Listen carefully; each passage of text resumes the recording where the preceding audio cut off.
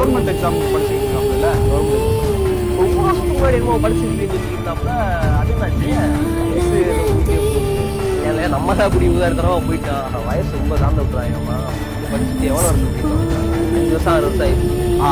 என்ன சொல்றீங்க? சரி வாரங்கம்மா வந்துருச்சு.